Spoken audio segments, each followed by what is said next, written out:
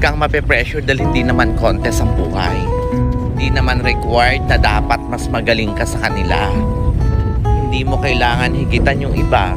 Hindi mo rin sila kailangan sabawan. Focus ka lang sa buhay mo dahil hindi mo naman kalaban lahat ng tao. Ang kalaban mo ay ang sarili mo. Kaya kailangan higitan mo yung mga nagawa mo noon. Mas mag-i-improve ka kung gagawin mo yan. Kaya kumalma ka lang. Relax lang.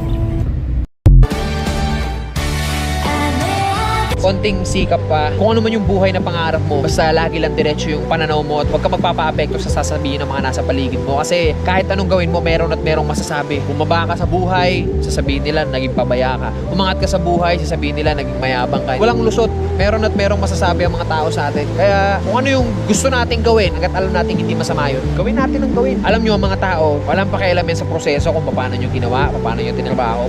Mukhang ewan ka talaga para sa mga yan sa umpisa. Ang gustong makita lang ng mga tao palagi, yung finished product. Ano yung narating mo dyan? As long as di mo napapabayaan yung pamilya mo, yung sarili mo, sa kung ano man yung tinatahak mo, banat lang. Akala ng iba, pa-chill-chill ka lang. Akala ng iba, pangiti-ngiti ka lang. Akala ng iba, patawa-tawa ka lang. Pero yun ang akala nila. Hindi nila alam na sa kabila ng pagngiti mo, pagiging masaya mo, sa likod nun may mga problema na hindi mo alam kung ano yung gagawin mo. Sa likod nun may mga sitwasyon na hindi mo alam kung sino yung lalapitan mo.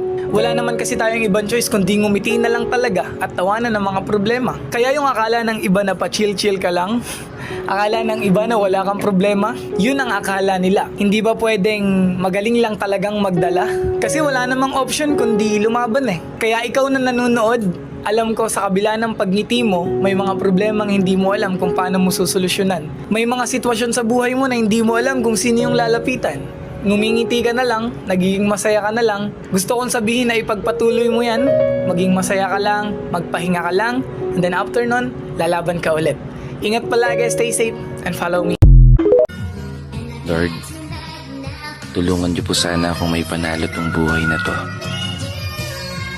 Wala po akong malaking plano o pangarap para sa sarili ko. Pero sa pamilya ko, mayroon. Marami.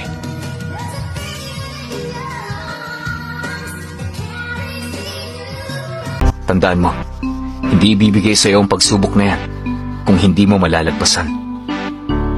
Magtiwala ka lang at maging matatag. Balang araw papasalamatan mo ang sarili mo dahil hindi ka sumuko. Tandaan mo, hindi sa lahat ng oras, ganyan ang estado ng buhay mo. Walang makapagsasabi. Malay mo, baka bukas, nasa maayos ka ng buhay.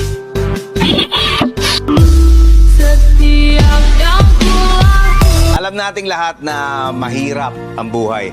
Pero para makaya natin yung mga problemang dumarating, isipin na lang natin na ang buhay parang libro na tayo yung sumusulat.